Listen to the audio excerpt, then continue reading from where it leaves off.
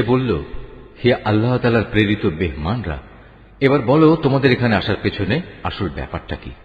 তারা বলল, আমাদের আল্লাহর পক্ষ থেকে একটি অপরাধী জাতির কাছে তাদের শায়েস্তা করার জন্য পাঠানো হয়েছে। আমাদের বলা হয়েছে আমরা যেন মাটির শক্ত পাথর তাদের উপর বর্ষণ করি, যাতে তাদের নামধাম তোমার মালিকের কাছ থেকে চিহ্নিত করে দেয়া হয়েছে। এটা হচ্ছে সীমা লঙ্ঘনকারী জালেমদের জন্য। অতঃপর আমি সেই জনপদ থেকে এমন প্রতিটি মানুষকে বের করে এনেছি যারা ঈমানদার ছিল। আসলে সেখানে মুসলমানদের একটি ঘর ছাড়া উদ্ধার করার মতো দ্বিতীয় কোনো ঘরই আমি পাইনি। তাদের ধ্বংস করে আমি পরবর্তী এমন সব মানুষদের জন্য একটি নিদর্শন সেখানে রেখে এসেছি যারা আমার কঠিন আযাবকে ভয় করে। আরো নিদর্শন রেখেছি মুসার কাহিনীর মাঝেও, যখন আমি তাকে একটি সুস্পষ্ট প্রমাণ সহ ফেরাউনের কাছে পাঠিয়েছিলাম। সে তার সাঙ্গপাঙ্গ সহ হিদায়াত থেকে মুখ ফিরিয়ে নিল এবং সে বলল, এ তো হচ্ছে জাদুকর কিংবা আস্ত পাগল।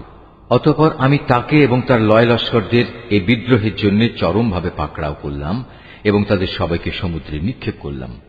আসলেই সে ছিল এক দণ্ডযোগ্য অপরাধী ব্যক্তি। আদ জাতির ঘটনার মাঝেও শিক্ষণীয় উপদেশ রয়েছে। যখন আমি তাদের উপর এক সর্ববিধ্বংসী ঝড় বাতাস পাঠিয়েছিলাম, এই বিধ্বংসী বাতাস যা কিছুর উপর দিয়ে ধেয়ে এসেছে তাই পচা হাড়ের মতো চূর্ণ বিচূর্ণ করে দিয়ে গেছে। নিদর্শন রয়েছে সামুদ জাতির কাহিনীর মাঝেও, যখন তাদের বলা হয়েছিল একটি নির্দিষ্ট সময় পর্যন্ত তোমরা নিয়ামত ভোগ করতে থাকো, কিন্তু তারা তাদের মালিকের কথার নাফরমানি করল।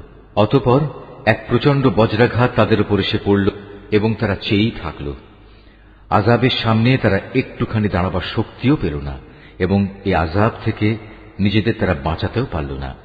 এর আগেও বিদ্রোহের জন্য আমি নূহের জাতিকে ধ্বংস করেছিলাম। নিঃসন্দেহে তারাও ছিল একটি পাপী সম্প্রদায়। আমি আমার নিজস্ব ক্ষমতা বলেই এ আসমান বানিয়েছি। নিঃসন্দেহে আমি মহান ক্ষমতাশালী। আমি এ জমিনকেও তোমাদের জন্য বিছিয়ে দিয়েছি। তোমাদের সুবিধার জন্য আমি একে কত সুন্দর করেই না সমতল করে রেখেছি। সৃষ্টি জগতের প্রত্যেকটি বস্তু আমি জোড়ায় জোড়ায় পয়দা করেছি, যাতে করে এ নিয়ে তোমরা চিন্তা গবেষণা করতে পারো। অতএব তোমরা এসবের আসল স্রষ্টা আল্লাহ তাআলার দিকেই ধাবিত হও। আমি তো তার পক্ষ থেকে আগত তোমাদের জন্য সুস্পষ্ট সতর্ককারী মাত্র। তোমরা আল্লাহ তাআলার সাথে অন্য কাউকে মাবুদ বানিয়ে নিও না। আমি তো তোমাদের জন্য তার পক্ষ থেকে একজন সুস্পষ্ট সাবধানকারী মাত্র। রসুলদের ব্যাপার এমনটিই হয়ে এসেছে। এর আগের মানুষদের কাছে এমন কোন রসুল আসেনি যাদের এরা জাদুকর কিংবা পাগল বলেনি। একই ব্যাপার, এরা কি একে অপরকে এই একই পরামর্শ দিয়ে এসেছে যে বংশানুক্রমে সবাই একই কথা বলবে? না, আসলে এরা ছিল সীমা লঙ্ঘনকারী জাতি। অতএব হে নবী, তুমি এদের উপেক্ষা করো। এজন্য তুমি কোন ক্রমেই অভিযুক্ত হবে না। তুমি মানুষদের আল্লাহ তাআলার পথে উপদেশ দিতে থাকো, কেননা উপদেশ ঈমানদারদের উপকারে আসে। আমি মানুষ এবং জিন জাতিকে আমার ইবাদত করা ছাড়া অন্য কোন উদ্দেশ্যে সৃষ্টি করিনি। আমি তো তাদের কাছ থেকে কোন রকম জীবিকা দাবি করি না। তাদের কাছ থেকে আমি এও চাই না তারা আমাকে খাবার যোগাবে। নিঃসন্দেহে আল্লাহ তাআলাই জীবিকা সরবরাহকারী। তিনি মহাপরাক্রমশালী, প্রবল ক্ষমতার অধিকারী। অতএব যারা সীমা লঙ্ঘনকারী জালেম, তাদের জন্য প্রাপ্য আযাবের অংশ ততটুকুই নির্দিষ্ট থাকবে যতটুকু তাদের পূর্ববর্তী জালেম লোকেরা ভোগ করেছে। সুতরাং আযাবের ব্যাপারে তারা যেন খুব তাড়াহুড়ো না করে। দুর্ভোগ ও ভোগান্তি তো তাদের জন্যই যারা শেষ বিচারের দিনকে অস্বীকার করেছে, যার প্রতিশ্রুতি তাদের বারবার দেয়া হয়েছে। সূরা আত-তুর। রহমান রহিম আল্লাহ তাআলার নামে। শপথ তুর পাহাড়ের, শপথ পাহাড়ি উপত্যকা অবতীর্ণ লিখিত গ্রন্থের, যা রক্ষিত আছে উন্মুক্ত পত্রে। শপথ বায়তুল মামুরের, শপথ সমুন্নত ছাদ আকাশের। আরো শপথ উদ্বেলিত সমুদ্রের। তোমার মালিকের আযাব অবশ্যই সংঘটিত হবে, তা প্রতিরোধ করার কেউই থাকবে না। যেদিন আসমান ভীষণভাবে আন্দোলিত হতে থাকবে, পাহাড় সমূহ দ্রুত গতিতে চলতে থাকবে, সেদিন দুর্ভোগ হবে একে মিথ্যা প্রতিপন্নকারীদের, যারা ক্রীড়াচ্ছলে অর্থহীন খেলাধুলা করছিল। যেদিন তাদের ধাক্কা মারতে মারতে জাহান্নামের আগুনের দিকে নিয়ে যাওয়া হবে, তাদের বলা হবে, এ হচ্ছে সেই দোজখের আগুন যাকে তোমরা অস্বীকার করতে। এটাকে কি জাদু মনে হয়, না তোমরা দেখতে পাচ্ছ না? যাও, তোমরা এতে জ্বলতে থাকো। অতঃপর এখানে বসে তোমরা ধৈর্য ধারণ করো কিংবা না করো, কার্যত তা তোমাদের জন্য সমান কথা। তোমাদের ঠিক সে ধরনের বিনিময়ই আজ প্রদান করা হবে যে ধরনের কাজ তোমরা করতে। অপরদিকে যারা আল্লাহকে ভয় করেছে তারা অবশ্যই আজ জান্নাতের সুরম্য উদ্যানে ও অফুরন্ত নিয়ামতে অবস্থান করবে। তাদের মালিক তাদের যা দেবেন তাতে তারা সন্তুষ্ট হবে। তাদের মালিক তাদের জাহান্নামের কঠোর আযাব থেকে বাঁচিয়ে দেবেন। তাদের আরো বলা হবে, তোমরা পরিতৃপ্তির সাথে আজ এখানে পানাহার করতে থাকো তোমাদের আমলের বিনিময়ে। তারা সারিবদ্ধভাবে পাতা আসনে হেলান দিয়ে অবস্থায় সমাসীন হবে, আর আমি বড় বড় চোখ বিশিষ্ট সুন্দর হুরের সাথে তাদের মিলন ঘটিয়ে দেব। যেসব মানুষ নিজেরা আল্লাহর উপর ঈমান এনেছে এবং তাদের সন্তানরাও এ ঈমানের ব্যাপারে তাদের অনুবর্তন করেছে, আমি সেদিন জান্নাতে তাদের সন্তান সন্ততিদের তাদের নিজ নিজ পিতামাতার সাথে মিলিয়ে দেব। আর এজন্য আমি তাদের পিতামাতার পাওনার কিছুই হ্রাস করব না। বস্তুত প্রত্যেক ব্যক্তি নিজ নিজ কুফরি কর্মফলের হাতে বন্দী হয়ে আছে। জান্নাতে আমি তাদের এমন সব ধরনের ফলমূল ও গোশত দিয়ে আহার্য পরিবেশন করব যা তারা পেতে চাইবে। সেখানে তারা একে অপরের কাছ থেকে পেয়ালা ভরে ভরে পানীয় নিতে থাকবে। সেখানে কোনো অর্থহীন কথা ও কাজকর্ম থাকবে না এবং কোন রকম অপরাধও থাকবে না। তাদের চারপাশে তাদের সেবার জন্য নিয়োজিত থাকবে কিশোর দল, যারা এক একজন হবে যেন লুকিয়ে রাখা মণিমুক্তা। তারা একজন আরেকজনের দিকে চেয়ে তাদের দুনিয়ার জীবনে কথাবার্তা জিজ্ঞেস করতে থাকবে। তারা তখন বলবে, হ্যাঁ, আমরা তো আগে আমাদের পরিবারের মাঝে সব সময় পরিণামের ভয়ে জীবন কাটাতাম, আর এ কারণেই আজ আল্লাহ তাআলা আমাদের উপর এসব নিয়ামত দিয়ে অনুগ্রহ করেছেন। সর্বোপরি তিনি আমাদের জাহান্নামের গরম আগুনের শাস্তি থেকেও রক্ষা করেছেন। আমরা আগেও আল্লাহ তাআলাকে ডাকতাম, আমরা জানতাম তিনি অনুগ্রহশীল ও দয়ালু। অতএব হে নবী, মানুষদের তুমি এই দিনের কথা স্মরণ করাতে থাকো। আল্লাহ তাআলার অনুগ্রহে তুমি কোনো গণক নও, আবার তুমি কোনো পাগলও নও। তুমি হচ্ছে তার বাণী বহনকারী একজন রসুল মাত্র। তারা কি বলতে চায় এ ব্যক্তি একজন কবি এবং সে কোনো দৈব দুর্ঘটনায় পতিত হোক, আমরা সে অপেক্ষাই করছি। তুমি তাদের বলো, হ্যাঁ, তোমরাও অপেক্ষা করো, আমিও তোমাদের সাথে অপেক্ষা করব। ওদের জ্ঞান বুদ্ধি কি ওদের এসব বলতে বলে, না আসলে ওরা একটি সীমালঙ্ঘনকারী সম্প্রদায়? অথবা এরা কি বলতে চায় সে রসুল নিজেই কোরআনের এ কথাগুলো রচনা করে নিয়েছে? সত্য কথা হচ্ছে এরা ঈমান আনে না। তারা নিজেদের কথায় যদি সত্যবাদী হয় তবে তারাও এ কোরআনের মতো কিছু একটা রচনা করে নিয়ে আসুক না। তারা কি কোনো স্রষ্টা ছাড়া এমনি এমনি সৃষ্টি হয়ে গেছে? না তারা বলতে পারে তারা নিজেরাই নিজেদের স্রষ্টা? না তারা নিজেরাই এই আকাশমণ্ডল ও ভূমণ্ডল সৃষ্টি করেছে? আসল কথা হচ্ছে এরা আল্লাহ তাআলার সৃষ্টি কৌশলে বিশ্বাসই করে না। তাদের কাছে কি তোমার মালিকের সম্পদের ভাণ্ডার পড়ে আছে, না তারা নিজেরা সে সম্পদের পাহারাদার সেজে বসেছে? অথবা তাদের কাছে আসমানে ওঠার মতো কোনো সিঁড়ি আছে যাতে আরোহণ করে তারা আসমানের অধিবাসীদের কথা শুনে আসে? তাহলে তারা আসমান থেকে শোনা বিষয়ের উপর সুস্পষ্ট কোনো প্রমাণ এনে হাজির করুক। অথবা তোমরা কি আসলে মনে করো যে সব কন্যা সন্তানগুলো আল্লাহ তাআলার জন্য আর তোমাদের ভাগে থাকবে শুধু ছেলেগুলো? কিংবা তুমি কি আল্লাহর বিধানাবলীর তাবলীগের বিনিময়ে তাদের কাছ থেকে কোনো পারিশ্রমিক দাবি করছো, যা তাদের কাছে দুর্বহ জরিমানা বলে মনে হচ্ছে? অথবা তাদের কাছে রয়েছে অদৃশ্য জ্ঞানের এমন কিছু যা তারা লিখে রাখছে? না, এর কোনোটাই নয়। এরা আসলে তোমার বিরুদ্ধে কোনো ষড়যন্ত্র করার ফন্দি আটকে চায়। অথচ যারা আল্লাহ তাআলাকে অস্বীকার করে তারাই পরিণামে ষড়যন্ত্রের শিকারে পরিণত হয়। আল্লাহ তাআলার বদলে এদের কি অন্য কোনো মাবুদ আছে? আল্লাহ তাআলা তো এদের যাবতীয় শিরকি কর্মকাণ্ড থেকে পবিত্র। যদি কখনো এরা দেখতে পায় আসমান থেকে মেঘের একটি টুকরো ভেঙে পড়ছে, তাহলে তাকে এরা আল্লাহর কোনো নিদর্শন মনে না করে বলবে এ তো হচ্ছে পুঞ্জীভূত একখণ্ড মেঘ মাত্র। হে নবী, তুমি এদের ছেড়ে দাও এমন সময় পর্যন্ত যখন তারা সে দিনটি স্বচক্ষে দেখে নেবে যেদিন তারা হুঁশ জ্ঞান শূন্য হয়ে পড়বে। সেই সর্বনাশা দিনে তাদের কোনো ষড়যন্ত্র ও ফন্দি কোনো কাজে লাগবে না এবং সেদিন তাদের কোনো রকম সাহায্যও করা হবে না। যারা জুলুম করেছে তাদের জন্য এছাড়াও পার্থিব জীবনে এক ধরনের আযাব রয়েছে, কিন্তু তাদের অধিকাংশই জানে না। হে নবী, তুমি এদের ব্যাপারে ব্যস্ত হও না। তোমার মালিকের সিদ্ধান্ত আসা পর্যন্ত ধৈর্য ধারণ করো। তুমি তো হামেশা আমার চোখের সামনেই আছো। তুমি যখন শয্যা ত্যাগ করে ওঠো তখন তুমি প্রশংসার সাথে তোমার মালিকের মাহাত্ম্য ঘোষণা করো। রাতের একাংশেও তুমি তাঁর তাসবিহ পাঠ করো।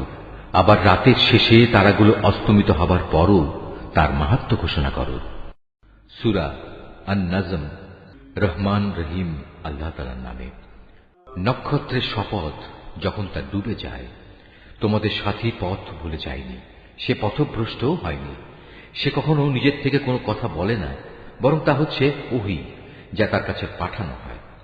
তাকে আল্লাহর এই ওহী শিখিয়ে দিয়েছে এমন একজন ফেরেশতা যে প্রবল শক্তির অধিকারী। সে হচ্ছে সহজাত বুদ্ধিমত্তার অধিকারী। অতঃপর সে একদিন সত্যি সত্যি নিজ আকৃতিতে তার সামনে এসে দাঁড়াল। এমন ভাবে দাঁড়াল যেন সে ঊর্ধ্বাকাশের উপরিভাগে অধিষ্ঠিত। তারপর সে কাছে এলো, অতঃপর সে আরো কাছে এলো। এ সময় তাদের উভয়ের মাঝে ব্যবধান থাকল মাত্র 2 ধনুকের সমান, কিংবা তার চাইতেও কম। অতঃপর সে তার আল্লাহর বান্দার কাছে ওহী পৌঁছে দিল, যা তার পৌঁছানোর দায়িত্ব ছিল। বাইরের চোখ দিয়ে যা সে দেখেছে, তার ভেতরের অন্তর তা মিথ্যা প্রতিপন্ন করেনি। তোমরা কি সে বিষয়ে বিতর্কে লিপ্ত হতে চাচ্ছ যা সে নিজের চোখে দেখেছে? সে ভুল করেনি, কারণ সে তাকে আর একবারও দেখেছিল। সে তাকে দেখেছিল সিদরাতুল মুনতাহার কাছে, যার কাছে রয়েছে মুমিনদের চিরস্থায়ী ঠিকানা জান্নাত। সে সিদরাটি তখন এমন এক জ্যোতি দিয়ে আচ্ছন্ন ছিল, যা দ্বারা তার আচ্ছন্ন হওয়া শোভনীয় ছিল। তাই এখানে তার কোনো দৃষ্টি বিভ্রম হয়নি, এবং তার দৃষ্টি কোন রকম সীমা লঙ্ঘনও করেনি। অবশ্যই সে আল্লাহ তাআলার বড় বড় নিদর্শন সমূহ দেখেছে। তোমরা ভেবে দেখেছ কি লাত ও উজ্জা সম্পর্কে, এবং তৃতীয় আরেকটি দেবী মানাত সম্পর্কে? তোমরা কি মনে করে নিয়েছ পুত্র সন্তান সব তোমাদের জন্য, আর কন্যা সন্তান সব আল্লাহর জন্য? তাহলে তো এ বন্টন হবে নিতান্তই একটা অসঙ্গত বন্টন। মূলত এগুলো কতিপয় দেবদেবীর নাম ছাড়া আর কিছুই নয়, যা তোমরা নিজেরা এবং তোমাদের বাপ দাদারা ঠিক করে নিয়েছ। আল্লাহ তাআলা এ নামের সমর্থনে কোন রকম দলিল প্রমাণ নাজিল করেননি। এরা নিজেদের মন গড়া আন্দাজ অনুমানেরই অনুসরণ করে, এবং অধিকাংশ ক্ষেত্রেই এরা নিজেদের প্রবৃত্তির ইচ্ছা আকাঙ্ক্ষার উপর চলে। অথচ তাদের কাছে ইতিমধ্যেই তাদের মালিকের পক্ষ থেকে সুস্পষ্ট হিদায়াত এসে গেছে। অতঃপর তোমরাই বলো, এদের কাছ থেকে মানুষ যা পেতে চায় তা কি সে কখনো পেতে পারে? দুনিয়া ও আখিরাত তো আল্লাহ তাআলার জন্যই। কত ফেরেশতাই তো রয়েছে আসমানে, কিন্তু তাদের কোনো সুপারিশই ফলপ্রসূ হয় না, যতক্ষণ না আল্লাহ তাআলা যাকে ইচ্ছা এবং যাকে তিনি ভালোবাসেন তাকে অনুমতি না দেন। যারা পরকালের উপর বিশ্বাস স্থাপন করে না, তারা ফেরেশতাদের দেবী তথা নারীবাচক নামে অভিহিত করে, অথচ এ ব্যাপারে তাদের কাছে কোনো জ্ঞানই নেই। তারা তো কেবল আন্দাজ অনুমানের উপরেই চলে, আর সত্যের মোকাবেলায় আন্দাজ অনুমান তো কোনো কাজেই আসে না। অতএব হে নবী, যে ব্যক্তি আমার সুস্পষ্ট স্মরণ থেকে সরে গেছে তার ব্যাপারে তুমি কোনো পরোয়া করো না, কারণ সে তো পার্থিব জীবন ছাড়া আর কিছুই কামনা করে না। তাদের মতো হতভাগ্য ব্যক্তিদের জ্ঞানের সীমারেখা তো ওইটুকুই। একথা একমাত্র তোমার মালিকই ভালো করে জানেন কে তার পথ থেকে বিচ্যুত হয়ে গেছে, এবং তিনিই ভালো করে বলতে পারেন কে সঠিক পথের সন্ধান পেয়েছে। আসমান সমূহ ও জমিনের সব কিছু আল্লাহ তাআলার জন্য। এতে করে যারা খারাপ কাজ করে বেড়ায় তিনি তাদের খারাপ প্রতিফল দান করবেন, এবং যারা ভালো কাজ করে তাদের তিনি এজন্য মহাপুরস্কার প্রদান করবেন। এটা তাদের জন্য যারা বড় বড় গুনাহ থেকে এবং বিশেষত অশ্লীলতা থেকে বেঁচে থাকে। ছোটখাটো গুনাহ সংগঠিত হলেও তারা আল্লাহর ক্ষমা থেকে বঞ্চিত হবে না, কারণ তোমার মালিকের ক্ষমার পরিধি অনেক বিস্তৃত। তিনি তোমাদের তখন থেকে ভালো করে জানেন যখন তিনি তোমাদের এ জমিন থেকে পয়দা করেছেন। তখনও তিনি তোমাদের জানতেন যখন তোমরা ছিলে তোমাদের মায়ের পেটে ক্ষুদ্র একটি ভ্রূণের আকারে। অতএব কখনো নিজেদের পবিত্র দাবি করো না। আল্লাহ তাআলা ভালো জানেন কোন ব্যক্তি তাকে বেশি ভয় করে। এই আয়াতটি যিনি তেলাওয়াত করবেন এবং যিনি এই আয়াতটির তেলাওয়াত শুনবেন তাদের সবাইকে এখানে একটি সাজদা আদায় করতে হবে। এটা ওয়াজিব। হে নবী, তুমি কি সে ব্যক্তিটিকে দেখোনি যে আল্লাহ তাআলার পথ থেকে মুখ ফিরিয়ে নিল? যে ব্যক্তি সামান্য কিছুই দান করল অতঃপর সম্পূর্ণভাবে নিজের হাত গুটিয়ে নিল, তার কাছে কি অদৃশ্য জগতের কোনো জ্ঞান ছিল যে তা দিয়ে সে অন্য কিছু দেখতে পাচ্ছিল? তাকে কি একথা জানানো হয়নি যে মুসার কাছে পাঠানো আমার সহিফা সমূহে কি কথা লেখা আছে? তাকে কি ইব্রাহিমের কথা জানানো হয়নি? ইব্রাহিম আল্লাহর বিধানাবলী পুরোপুরি পালন করেছে। কোনো মানুষই অন্যের পাপের বোঝা উঠাবে না। মানুষ ঠিক ততটুকুই পাবে যতটুকু সে চেষ্টা করবে। আর তার কাজকর্ম পরীক্ষা নিরীক্ষা করা হবে এবং অচিরেই তা দেখা হবে। অতঃপর তাকে তার পুরোপুরি বিনিময় দেয়া হবে। পরিশেষে সবাইকে একদিন তোমার মালিকের কাছেই পৌঁছতে হবে। তিনি সবাইকে হাসান, তিনি সবাইকে কাঁদান, তিনি মানুষকে মারেন, তিনি তাদের বাঁচান। তিনি নরনারীর যুগল পয়দা করেছেন এক বিন্দু স্খলিত শুক্র থেকে। নিশ্চয়ই পুনরায় এদের জীবন দান করার দায়িত্ব কিন্তু তাঁর একার। তিনি তাকে ধনশালী করেন এবং তিনি পুঁজি দান করে তা স্থায়ী রাখেন। তিনি সেরা নামক নক্ষত্রেরও মালিক। তিনি প্রাচীন আদ সম্প্রদায়কে ধ্বংস করে দিয়েছেন। তিনি আরো ধ্বংস করেছেন সামুদ জাতিকে এমন ভাবে তাদের একজনকেও অবশিষ্ট রাখেননি। এর আগে তিনি ধ্বংস করেছেন নূহের জাতিকে, কেননা তারা ছিল ভীষণ জালেম ও চরম বিদ্রোহী। তিনি একটি জনপদকে উপরে উঠিয়ে উল্টো করে ফেলে দিয়েছেন। অতঃপর সে জনপদের উপর তিনি ছেয়ে দিলেন এমন এক ভয়ঙ্কর আযাব যা তাকে পুরোপুরিভাবে ছেয়ে দিল। তারপরেও হে নির্বোধ মানুষ, তুমি তোমার মালিকের কোন কোন নিদর্শনে সন্দেহ প্রকাশ করো? আযাবের সতর্ককারী এ নবী তো আগের পাঠানো সতর্ককারীদেরই একজন। তড়িৎ আগমনকারী কিয়ামতের ক্ষণটি আজ আসন্ন হয়ে গেছে। আল্লাহ তাআলা ছাড়া কেউই সে ক্ষণটির দিনকাল সম্পর্কিত তথ্য উদ্ঘাটন করতে পারবে না। এগুলোই কি তাহলে সেসব বিষয় যার ব্যাপারে তোমরা আজ রীতিমতো বিস্ময় বোধ করছো? এসব বিষয় নিয়ে তোমরা আজ হাসাহাসি করছো, অথচ পরিণামের কথা ভেবে তোমরা মোটেই কাঁদছ না। মনে হচ্ছে তোমরা মূল ব্যাপারেই উদাসীন হয়ে রয়েছ। অতএব তোমরা আল্লাহ তাআলার সামনে সাজদাবনত হও এবং কাউকে শরীক করা ব্যতীত তাঁরই ইবাদত করো। সূরা আল কমর। রহমান রহিম আল্লাহ তাআলার নামে। কিয়ামত নিকটবর্তী হয়ে গেছে এবং চাঁদ বিদীর্ণ হয়ে গেছে। এদের অবস্থা হচ্ছে, এরা কোনো নিদর্শন দেখলে তা থেকে মুখ ফিরিয়ে নেয় এবং বলে, এটা তো হচ্ছে এক চিরাচরিত জাদুকরী ব্যাপার, এক্ষুনি যার অবসান ঘটবে। তারা সত্য অস্বীকার করে এবং নিজেদের খেয়াল খুশির অনুসরণ করে চলে। অথচ প্রত্যেকটি কাজের একটি চূড়ান্ত নিষ্পত্তির সময় রয়েছে।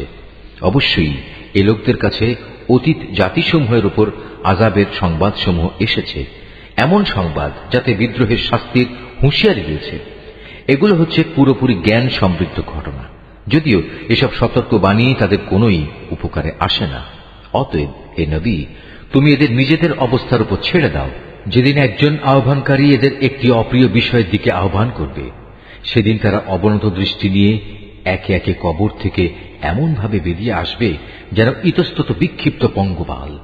তারা সবাই তখন সেই আহ্বানকারীর দিকে দৌড়াতে থাকবে যারা এদিনকে অস্বীকার করেছিল। তারা বলবে, এ তো দেখছি আসলেই এক ভয়াবহ দিন। এদের আগে নূহের জাতীয় এভাবে তাদের নবীকে অস্বীকার করেছিল। তারা আমার বান্দা নূহ নবীকে মিথ্যা সাব্যস্ত করেছে, তারা তাকে পাগল বলে আখ্যায়িত করেছে, তাকে ধমক দেওয়া হয়েছিল। অবশেষে সে তার মালিককে ডাকল এবং বলল, হে আমার মালিক, আমি অসহায় হয়ে পড়েছি, অতএব তুমি এদের কাছ থেকে প্রতিশোধ নাও। এরপর আমি তার ডাকে সাড়া দিলাম এবং প্রবল বৃষ্টির পানি বর্ষণের জন্য আসমানের দ্বারসমূহ খুলে দিলাম। ভূমির স্তর বিদীর্ণ করে তা পানির প্রচণ্ড প্রস্রবণে পরিণত করলাম। অতঃপর আসমান ও জমিনের পানি এক জায়গায় মিলিত হল এমন একটি কাজের জন্য যা আগে থেকে ঠিক করে রাখা হয়েছিল। তখন আমি তাকে কাঠ ও পেরেক নির্মিত একটি যানে উঠিয়ে নিলাম, যা আমার প্রত্যক্ষ দৃষ্টির সামনে ধীরে ধীরে বয়ে চলল। এই কাজটি ছিল সে ব্যক্তির জন্য আমার একটি পুরস্কার বিশেষ, যাকে মাত্র কিছুদিন আগেও অস্বীকার করা হয়েছিল। আমি জলযান সদৃশ সেই জিনিসটিকে পরবর্তী মানুষদের জন্য একটি নিদর্শন হিসেবে রেখে দিয়েছি। কে আছে আজ এর থেকে শিক্ষা গ্রহণ করার? হ্যাঁ, এমন কেউ থাকলে এসো, দেখে নাও কেমন কঠোর ছিল আমার আযাব এবং কত সত্য ছিল আমার সতর্কবাণী। আমি অবশ্যই উপদেশ গ্রহণ করার জন্য এ কোরআনকে সহজ করে দিয়েছি। কে আছে তোমাদের মাঝে এর থেকে শিক্ষা গ্রহণ করার? আদ জাতির লোকেরাও আমার নবীকে মিথ্যা বলেছে। তোমরা দেখে নিতে পারো তাদের প্রতি আমার আযাব কেমন কঠোর ছিল এবং কত সত্য ছিল আমার সতর্কবাণী। এক স্থায়ী কুলক্ষণের দিনে আমি ওদের উপর প্রবল বায়ু প্রেরণ করেছিলাম, যা মানুষদের এমন ভাবে ছুঁড়ে ছুঁড়ে নিক্ষেপ করছিল যেন তা খেজুর গাছের এক একটি উৎপাটিত কাণ্ড। হ্যাঁ, দেখে নাও কেমন কঠোর ছিল আমার আযাব আর কত সত্য ছিল আমার সতর্কবাণী। অবশ্যই আমি উপদেশ গ্রহণের জন্য কোরআনকে সহজ করে দিয়েছি। কে আছে তা থেকে শিক্ষা গ্রহণ করার? সামুদ সম্প্রদায়ও আযাবের সতর্ককারী নবী ও রসুলদেরকে মিথ্যাবাদী বলেছিল। তারা বলেছিল, আমরা কি এমন একজন লোকের কথা মেনে চলব যে ব্যক্তি একা আমাদেরই একজন? এভাবে তার আনুগত্য করলে সত্যিই তো আমরা বড় গুমরাহি ও পাগলামি কাজে নিমজ্জিত হয়ে পড়ব। আমাদের মাঝে সেই কি একমাত্র ব্যক্তি যার উপর আল্লাহর ওহী নাজিল করা হয়েছে? আসলে সে হচ্ছে একজন মিথ্যাবাদী ও অহংকারী ব্যক্তি। আগামীকাল মহাবিচারের দিন তারা ভালো করে এটা জানতে পারবে কে ছিল তাদের মধ্যে মিথ্যাবাদী ও অহংকারী ব্যক্তি। আমি অচিরেই তাদের পরীক্ষার জন্য একটি উষ্ট্রি পাঠাবো। তুমি একান্ত কাছে থেকে তাদের দিকে লক্ষ্য করো এবং একটুখানি ধৈর্য ধরো এবং তাদের পরিণামটা দেখো। তাদের বলে দাও, কুয়ার পানি অবশ্যই তাদের ও উষ্ট্রির মধ্যে ভাগ করে দেওয়া হয়েছে এবং তাদের সবাই পালাক্রমে কুয়ার পাশে হাজির হবে। পরিশেষে তারা বিদ্রোহ করার জন্য তাদের এক বন্ধুকে ডেকে আনলো।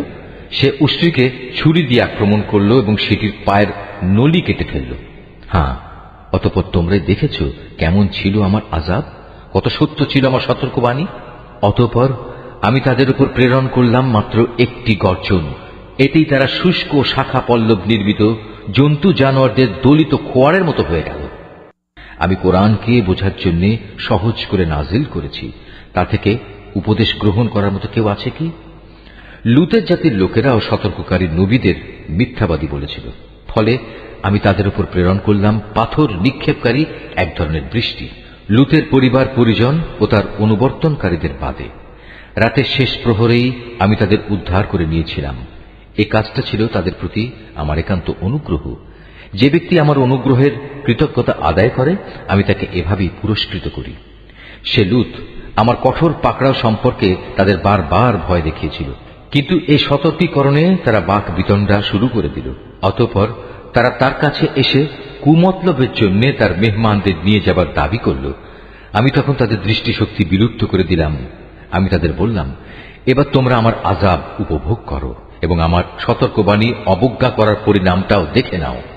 প্রত্যুষেই তাদের উপর আমার এক অমোঘ আযাব প্রচন্ড আঘাত হানল। আমি বললাম, অতঃপর তোমরা আমার এই আযাব আস্বাদন করতে থাকো এবং আমার সতর্ককারীদের উপেক্ষা করার পরিণামটাও একবার দেখে নাও। আমি এই কোরআনকে শিক্ষা গ্রহণ করার জন্য সহজ করে নাজিল করেছি, কিন্তু কেউ আছে কি এ থেকে শিক্ষা গ্রহণ করার? ফেরাউনের জাতির লোকদের কাছেও আমার পক্ষ থেকে সতর্ককারী অনেক নিদর্শন এসেছিল, কিন্তু তারা আমার সমুদয় নিদর্শন অস্বীকার করেছে, আর পরিণামে আমিও তাদের শক্ত হাতে পাকড়াও করলাম, ঠিক যেমনি করে সর্বশক্তিমান সত্তা বিদ্রোহীদের পাকড়াও করে থাকেন। তোমরা কি সত্যি মনে করছো তোমাদের সমাজের এই কাফেররা তোমাদের পূর্ববর্তী কাফেরদের চাইতে শক্তি ও ক্ষমতার দিক থেকে উৎকৃষ্ট? অথবা আমার কিতাবের কোথাও কি তোমাদের জন্য অব্যাহতিমূলক কিছু লিপিবদ্ধ রয়েছে? অথবা তারা বলছে আমরা সত্যি একটি অপরাজেয় দল। অচিরেই এই অপরাজেয় দলটি শোচনীয়ভাবে পরাজিত হয়ে যাবে এবং সম্মুখ সমর থেকে পৃষ্ঠ প্রদর্শন করে পালাতে থাকবে। কিন্তু এ পালানোই তো তাদের শেষ নয়, বরং তাদের শাস্তিদানের নির্ধারিত ক্ষণ কিয়ামত তো রয়েছেই, আর কিয়ামত হবে তাদের জন্য বড়ই কঠিন ও বড়ই তিক্ত। অবশ্যই এসব অপরাধী নিদারুণ বিভ্রান্তি ও বিকারগ্রস্ততার মাঝে পড়ে আছে। যেদিন তাদের উপর করে জাহান্নামের আগুনের দিকে ঠেলে নেওয়া হবে, তখন তাদের ঘোর কেটে যাবে। অতঃপর তাদের বলা হবে, এবার তোমরা জাহান্নামের আযাবের স্বাদ উপভোগ করো।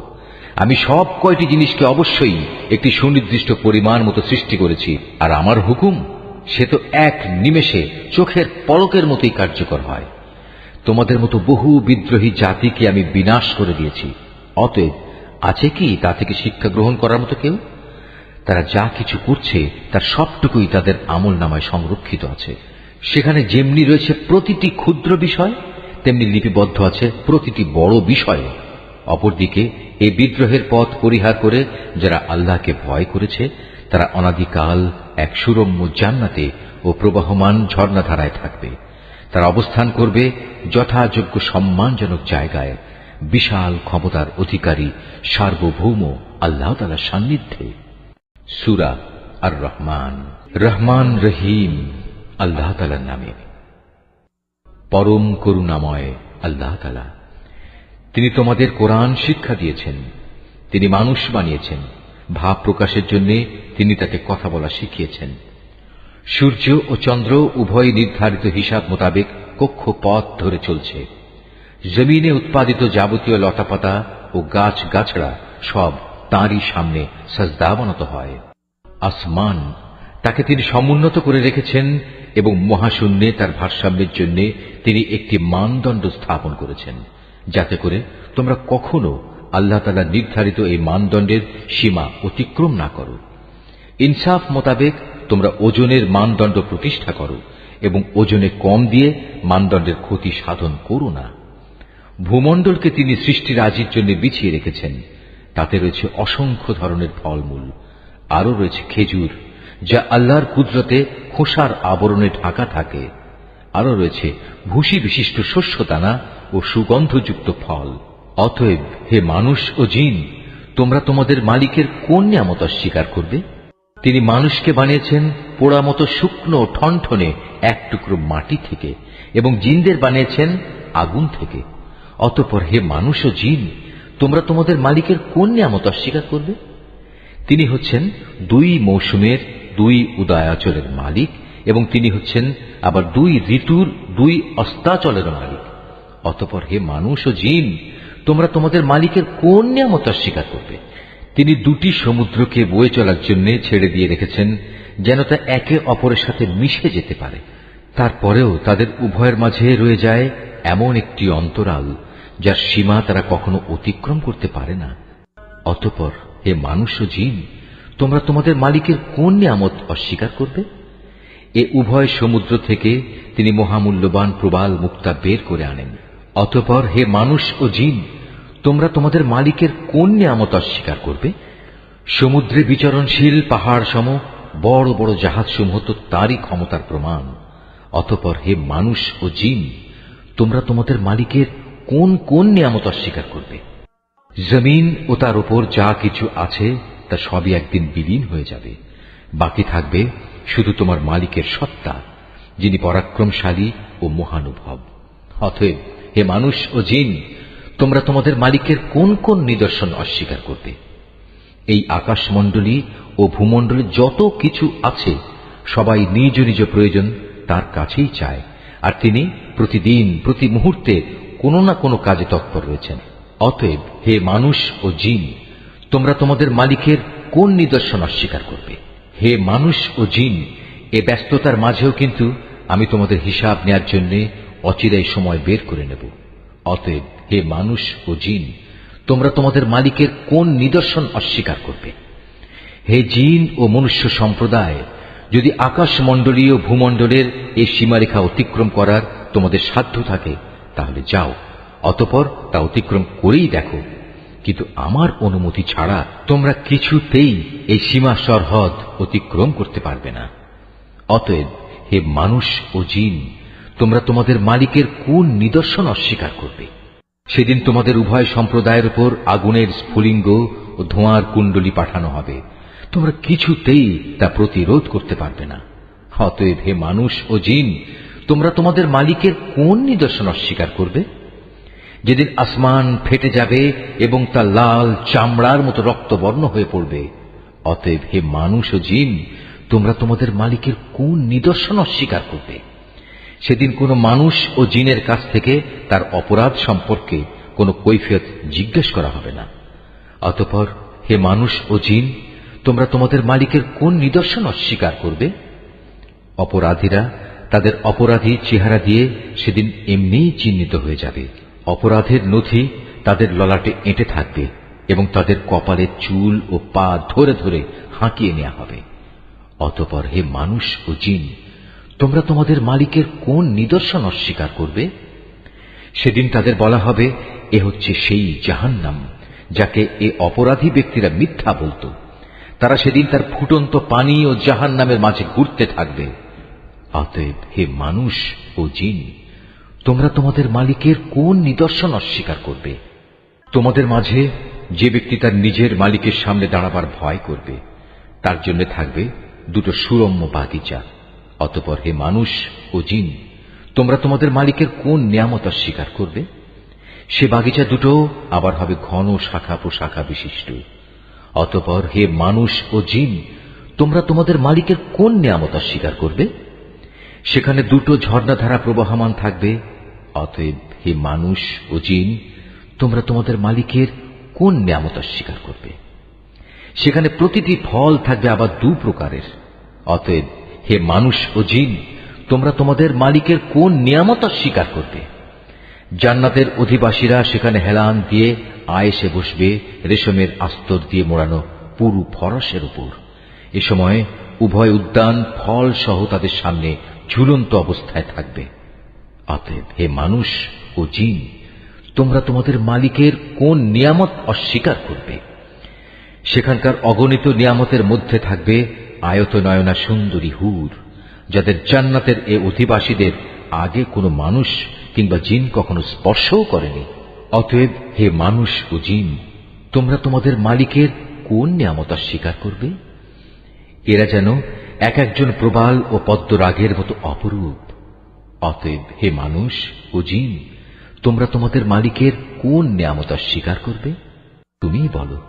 উত্তম আনুগত্যের বিনিময়ে উত্তম পুরস্কার ছাড়া আর কি হতে পারে? অতএব হে মানুষ ও জিন, তোমরা তোমাদের মালিকের কোন নিয়ামত অস্বীকার করবে? নিয়ামতের এ দুটো উদ্যান ছাড়াও সেখানে রয়েছে দুটো ভিন্ন ধরনের উদ্যান। অতএব হে মানুষ ও জিন, তোমরা তোমাদের মালিকের কোন কোন নিয়ামত অস্বীকার করবে? সে দুটো বাগিচা হবে চিরসবুজ ও ঘন। অতএব হে মানুষ ও জিন, তোমরা তোমাদের মালিকের কোন নিয়ামত অস্বীকার করবে? সেখানে থাকবে দুটো ঝর্ণাধারা, ফোয়ারার মতো সদা উচ্ছল গতিতে তা বইতে থাকবে। অতএব হে মানুষ ও জিন, তোমরা তোমাদের মালিকের কোন নিয়ামত অস্বীকার করবে? সেখানে আরো থাকবে রং বেরঙের ফল পাকড়া, খেজুর ও আনার। অতএব হে মানুষ ও জিন, তোমরা তোমাদের মালিকের কোন নিয়ামত অস্বীকার করবে? সেখানে থাকবে সৎ স্বভাবের অনিন্দ সুন্দরী রমণীরা। অতএব হে মানুষ ও জিন, তোমরা তোমাদের মালিকের কোন নিয়ামত অস্বীকার করবে? এ হুররা রয়েছে তাঁবুতে অপেক্ষমান অবস্থায়।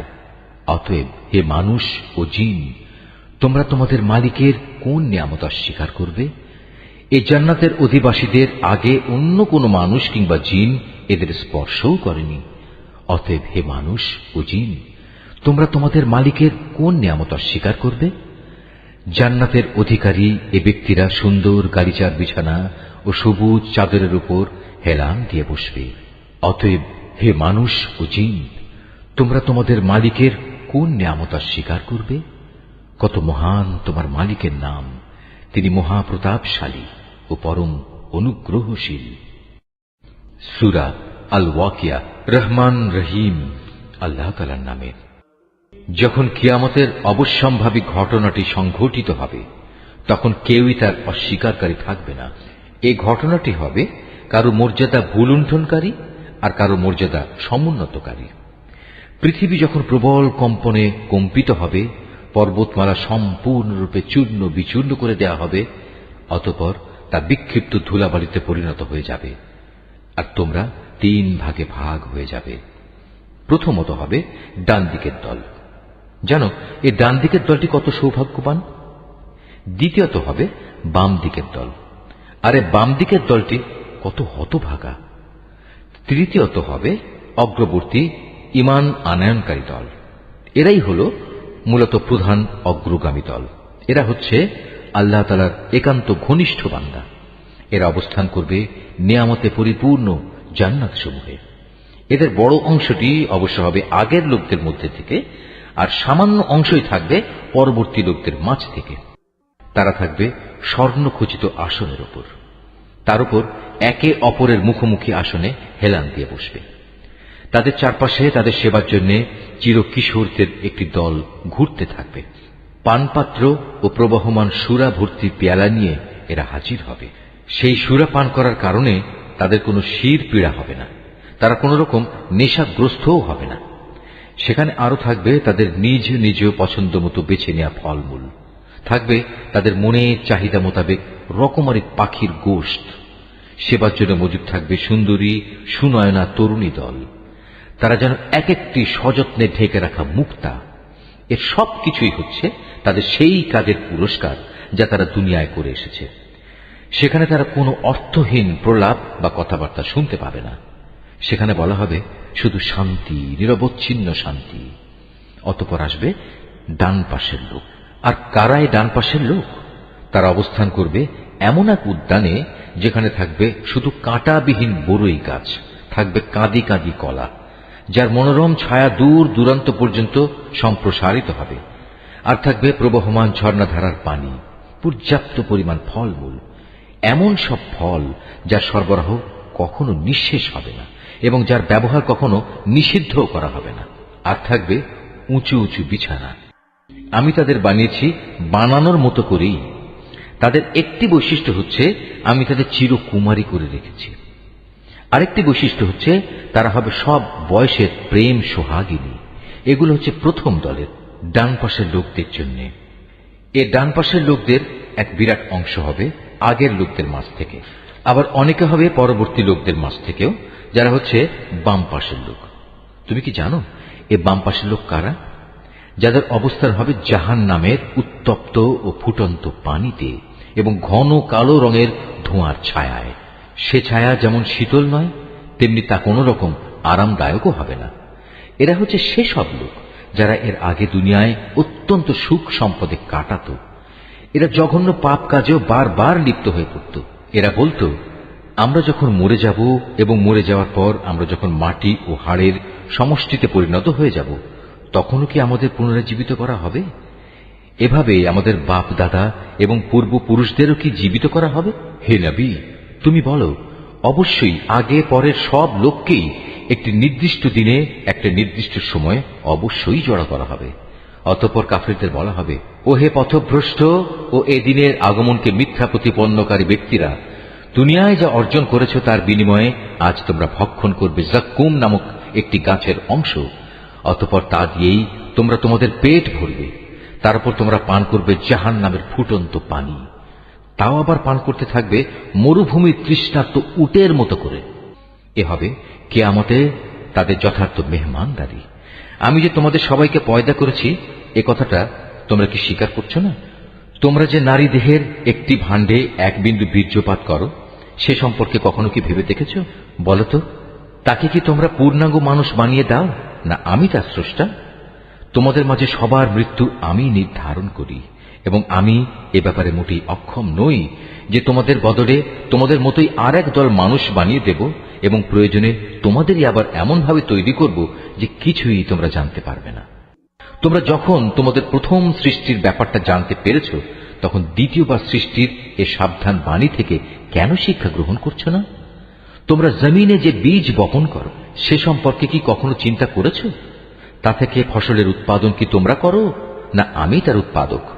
অথচ আমি যদি চাই তাহলে অঙ্কুরিত সব বীজ খড় কুটায় পরিণত করে দিতে পারি, আর তা দেখে তোমরা হতভম্ব হয়ে পড়বে। তোমরা বলতে থাকবে, হায়, আজ আমাদের তো সর্বনাশ হয়ে গেল, আমরা তো জমিনের ফসল থেকে আজ বঞ্চিত হয়ে গেলাম। কখনো কি তোমরা সেই পানি সম্বন্ধে চিন্তা করে দেখেছ যা তোমরা নিত্য পান করো? বলতে পারো, আকাশের মেঘমালা থেকে এ পানি কি তোমরা বর্ষণ করো, না আমি এর বর্ষণকারী? অথচ আমি চাইলে এ সুপেয় পানি লবণাক্ত করে দিতে পারি। এসব কথাবার্তা জানা সত্ত্বেও তোমরা কেন আমার কৃতজ্ঞতা আদায় করছো না?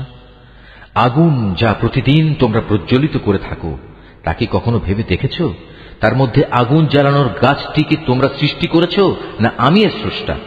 মূলত আমি একে সভ্যতার নিদর্শন করে রেখেছি এবং একে ভ্রমণকারীদের জন্য প্রয়োজন পূরণের সামগ্রী বানিয়ে দিয়েছি। অতঃপর হে নবী, এ সব কিছুর জন্য তুমি তোমার মহান মালিকের মহান নামের মাহাত্ম্য ঘোষণা করো। অতঃপর আমি শপথ করছি অস্তাচলের তারকাপুঞ্জের। সত্যি আমার গোটা সৃষ্টি নৈপুণ্যের আলোকে এ হচ্ছে এক মহান শপথ। যদি তোমরা জানতে, অবশ্যই কোরআন এক মহামর্যাদাবান গ্রন্থ। এটি লিপিবদ্ধ রয়েছে একটি সযত্নে রক্ষিত গ্রন্থে। পুত পবিত্র ব্যতি রেখে তাকেও স্পর্শও করতে পারে না, কেননা তা নাজিল করা হয়েছে সৃষ্টিকুলের মালিক আল্লাহ তাআলার কাছ থেকে। এ সত্ত্বেও তোমরা এই গ্রন্থের আনিত বাণীকে সাধারণ কথাই মনে করতে থাকবে এবং মিথ্যা প্রতিপন্ন করাটাকেই তোমরা তোমাদের জীবিকা আহরণের মাধ্যমে বানিয়ে নেবে। হ্যাঁ, যখন কোনো মানুষের প্রাণ তার কণ্ঠ নাড়িতে এসে পৌঁছে যায়, তখন কেন তোমরা অসহায়ের মতো তাকিয়ে থাকো? এ সময় তো বরং তোমাদের চাইতে আমি সেই মুমূর্ষু ব্যক্তির বেশি কাছে থাকি, কিন্তু তোমরা এর কিছুই দেখতে পাও না। তোমরা যদি এমন অক্ষম নাই হও, তোমরা যদি তোমাদের ক্ষমতার দাবিতে সত্যবাদী হও, তাহলে কেন সেই বেরিয়ে যাওয়া প্রাণ পুনরায় তার দেহে ফিরিয়ে আনো না? হ্যাঁ, যদি সেই মৃত ব্যক্তিটি আল্লাহর নৈকট্যপ্রাপ্ত প্রথম দলের একজন হয়ে থাকে, তাহলে তার জন্য থাকবে আরাম, আয়েশ, উন্নত মানের আহার্য ও নিয়ামতে ভরপুর এক চিরন্তন জান্নাত। আর যদি সে হয় ডান পাশের দ্বিতীয় দলের কেউ, তাহলে তাকে এই বলে অভিনন্দন জানানো হবে, তোমার জন্য রয়েছে আল্লাহর পক্ষ থেকে শান্তি আর শান্তি, কারণ তুমি তো ছিলে ডান পাশেরই একজন। আর যদি সে হয় আল্লাহ তাআলাকে অস্বীকারী, মিথ্যাবাদী, পথভ্রষ্ট কোনো ব্যক্তি, তাহলে ফুটন্ত পানি দ্বারা তার আপ্যায়ন করা হবে এবং সে জাহান্নামের কঠিন আগুনে উপনীত হবে। নিশ্চয়ই এ হচ্ছে এক অমোঘ সত্য ঘটনা। অতএব আযাব থেকে বেঁচে থাকার জন্য হে নবী, তুমি তোমার মহান মালিকের পবিত্র নামের তাসবিহ পাঠ করো। সূরা আল হাদিদ। রহমান রহিম আল্লাহ তাআলার নামে। আকাশমণ্ডলীয় পৃথিবীতে যা কিছু আছে তার সব কিছুই আল্লাহ তাআলার পবিত্রতা এবং মাহাত্ম্য ঘোষণা করে। তিনি মহাপরাক্রমশালী ও প্রজ্ঞাময়। আসমান সমূহ ও জমিনের সার্বভৌমত্ব তাঁরই জন্য। তিনি জীবন দান করেন, তিনি মৃত্যু ঘটান, তিনি সব কিছুর উপর চূড়ান্ত ক্ষমতাবান। তিনি আদি, তিনি অন্ত, তিনি প্রকাশ্য, তিনি অপ্রকাশ্য এবং তিনি সর্ববিষয়ে সম্মুখ অবহিত। তিনি হচ্ছেন সেই মহান সত্তা যিনি 6 দিনে আসমান সমূহ ও জমিন সৃষ্টি করেছেন, অতঃপর তিনি তার আরশে সমাসীন হন। তিনি জানেন যা কিছু এ ভূমির ভেতরে প্রবেশ করে, আবার যা কিছু ভূমি থেকে বেরিয়ে আসে। আসমান থেকে যা বর্ষিত হয় তা যেমন তিনি জানেন, আবার আসমানের দিকে যা কিছু ওঠে তাও তিনি অবগত আছেন। তোমরা যেখানেই থাকো না কেন, তিনি তোমাদের সাথেই আছেন। তোমরা যা কিছু করছো, আল্লাহ তাআলা তার সব কিছুই দেখছেন। আসমান সমূহ ও জমিনের সার্বভৌমত্ব তাঁর জন্য, কারণ প্রতিটি বিষয় তাঁর দিকেই ফিরিয়ে নেওয়া হবে। তিনি রাতকে মিশিয়ে দেন দিনের সাথে, আবার দিনকে মিশিয়ে দেন রাতের সাথে। তিনি মনের কোণে লুকিয়ে থাকা বিষয় সম্পর্কেও সম্যক অবগত রয়েছেন। হে মানুষ, তোমরা ঈমান আনো আল্লাহ তাআলা ও তার রাসূলের উপর। আল্লাহ তাআলা তোমাদের যে সম্পদের অধিকারী বানিয়েছেন তা থেকে তাঁরই পথে তোমরা ব্যয় করো। অতঃপর তোমাদের মধ্যে যারা ঈমান আনবে এবং আল্লাহর নির্ধারিত পথে অর্থ ব্যয় করবে, জেনে রেখো তাদের জন্য রয়েছে এক মহা পুরস্কার। তোমাদের এ কি হল? তোমরা কেন আল্লাহর উপর ঈমান আনছো না? বিশেষ করে যখন স্বয়ং আল্লাহর রাসূল তোমাদের ডাক দিয়ে বলছেন তোমরা তোমাদের মালিকের উপর ঈমান আনো, এবং তিনি তো এ মর্মে তোমাদের কাছ থেকে প্রতিশ্রুতিও আদায় করে নিয়েছিলেন। যদি তোমরা সত্যি ঈমানদার হও, তাহলে সেই প্রতিশ্রুতি স্মরণ করো। তিনি সে মহান সত্তা যিনি তার বান্দার উপর সুস্পষ্ট আয়াত নাজিল করেছেন, যেন তিনি তোমাদের জাহেলিয়াতের অন্ধকার থেকে ঈমানের আলোর দিকে বের করে নিতে পারেন। আল্লাহ তাআলা সত্যি তোমাদের প্রতি পরম দয়ালু ও একান্ত করুণাময়। তোমাদের এ কি হলো? তোমরা কেন আল্লাহর পথে অর্থ ব্যয় করতে চাও না? অথচ আসমান সমূহ ও জমিনের সব কিছুর মালিকানা এক আল্লাহ তাআলার জন্যই। তোমাদের মধ্যে তারা কখনো একই রকম মর্যাদার অধিকারী হবে না যারা বিজয় সাধিত হওয়ার আগে আল্লাহর পথে ব্যয় করেছে এবং ময়দানে সংগ্রাম করেছে। তাদের মর্যাদা ওদের তুলনায় অনেক বেশি যারা বিজয় সাধিত হবার পর আল্লাহর পথে অর্থ ব্যয় করেছে এবং জিহাদে অংশগ্রহণ করেছে। অবশ্য আল্লাহ তাআলা এদের সবাইকেই উত্তম পুরস্কার প্রদানের ওয়াদা দিয়েছেন। মূলত তোমরা যা কিছুই করো, আল্লাহ তাআলা সে সম্পর্কে পূর্ণাঙ্গভাবে জ্ঞাত রয়েছেন। কি আছে যে ব্যক্তি আল্লাহকে ঋণ দেবে এমন উত্তম ঋণ যার বিনিময়ে আল্লাহ তাআলা পরকালে তাকে কয়েক গুণ বাড়িয়ে দেবেন এবং তার জন্য থাকবে আরো বড় ধরনের পুরস্কার। যেদিন তুমি ঈমানদার পুরুষ ও ঈমানদার মহিলাদের এগিয়ে যেতে দেখতে পাবে, দেখবে তাদের সামনে দিয়ে এবং তাদের ডান পাশ দিয়ে নূরের এক জ্যোতিও এগিয়ে চলছে। এ সময় তাদের উদ্দেশ্যে বলা হবে, আজ সুসংবাদ তোমাদের জন্য। আর সে সুসংবাদ হচ্ছে জান্নাতের, যার পাদদেশ দিয়ে সুপেয় ঝর্ণাধারা বইতে থাকবে। সেখানে তোমরা অবস্থান করবে অনন্তকাল ধরে। আর এটা হচ্ছে চরম সাফল্য। সেদিন মুনাফিক পুরুষ ও মুনাফিক নারীরা ঈমানদারদের বলবে, তোমরা আমাদের দিকে একটু তাকাও, যাতে করে আমরাও তোমাদের নূর থেকে কিছুটা হলেও আলো গ্রহণ করতে পারি। তাদের বলা হবে, তোমরা আজ পেছনে ফিরে যাও এবং পারলে সেখানে গিয়ে আলোর সন্ধান করো। অতঃপর এদের উভয়ের মাঝখানে একটি প্রাচীর দাঁড় করিয়ে দেয়া হবে। এতে একটি দরজাও থাকবে, যার ভেতরের অংশে থাকবে আল্লাহর রহমত, আর তার বাইরের দিকে থাকবে ভয়াবহ আযাব। তখন মুনাফিক দল ঈমানদারদের ডেকে বলবে, আমরা কি দুনিয়ার জীবনে তোমাদের সাথে ছিলাম না? তারা বলবে, হ্যাঁ, অবশ্যই ছিলে। তবে তোমরা নিজেরাই নিজেদের গোমরাহির বিপদে বিপদগ্রস্ত করে দিয়েছিলে। তোমরা সব সময় সুযোগের অপেক্ষায় থাকতে, নানা রকমের সন্দেহ পোষণ করতে। আসলে দুনিয়ার মোহ তোমাদের সব সময়ই প্রতারিত করে আসছিল। আর এভাবে একদিন তোমাদের ব্যাপারে আল্লাহর পক্ষ থেকে মৃত্যুর ফয়সালা এসে হাজির হল এবং প্রতারক শয়তান তোমাদের আল্লাহ তাআলা সম্পর্কেও ধোঁকায় ফেলে রেখেছিল। অতঃপর আজ আযাব থেকে বাঁচানোর জন্য তোমাদের কাছ থেকে কোন রকম মুক্তিপণ গ্রহণ করা হবে না, আর না তাদের কাছ থেকে কোন রকম মুক্তিপণ গ্রহণ করা হবে যারা আল্লাহ তাআলাকে অস্বীকার করেছে। আজ তোমাদের উভয়ের ঠিকানা হবে জাহান্নামের আগুন, আর এই আগুনই হবে এখানে তোমাদের একমাত্র সাথী। কত নিকৃষ্ট তোমাদের এই পরিণাম! ঈমানদারদের জন্য এখনো কি সে ক্ষণটি এসে পৌঁছয়নি যে আল্লাহর আযাবের স্মরণে আল্লাহ তাআলা যা কিছু নাজিল করেছেন তার স্মরণে তাদের অন্তরসমূহ বিগলিত হয়ে যাবে এবং সে কখনোই তাদের মতো হবে না যাদের কাছে এর আগে আল্লাহর কিতাব নাজিল করা হয়েছিল। অতঃপর তাদের উপর এক দীর্ঘকাল অতিবাহিত হয়ে গেল, যার ফলে তাদের মনও কঠিন হয়ে গেল। এদের মধ্যে এক বিরাট অংশই নাফরমান থেকে গেল। তোমরা জেনে রেখো, আল্লাহ তাআলাই এ ভূমিকে তার মৃত্যুর পর পুনরায় জীবন দান করেন। অবশ্যই আমি আমার যাবতীয় নিদর্শন তোমাদের জন্য খুলে খুলে বর্ণনা করেছি, যাতে তোমরা অনুধাবন করতে পারো। যেসব পুরুষ ও নারী অকাতরে আল্লাহর পথে দান করে এবং আল্লাহকে উত্তম ঋণ প্রদান করে, তাদের সে ঋণ আল্লাহ তাআলার পক্ষ থেকে বহু গুণ বাড়িয়ে দেওয়া হবে। উপরন্তু তাদের জন্য থাকবে আরো সম্মানজনক পুরস্কার।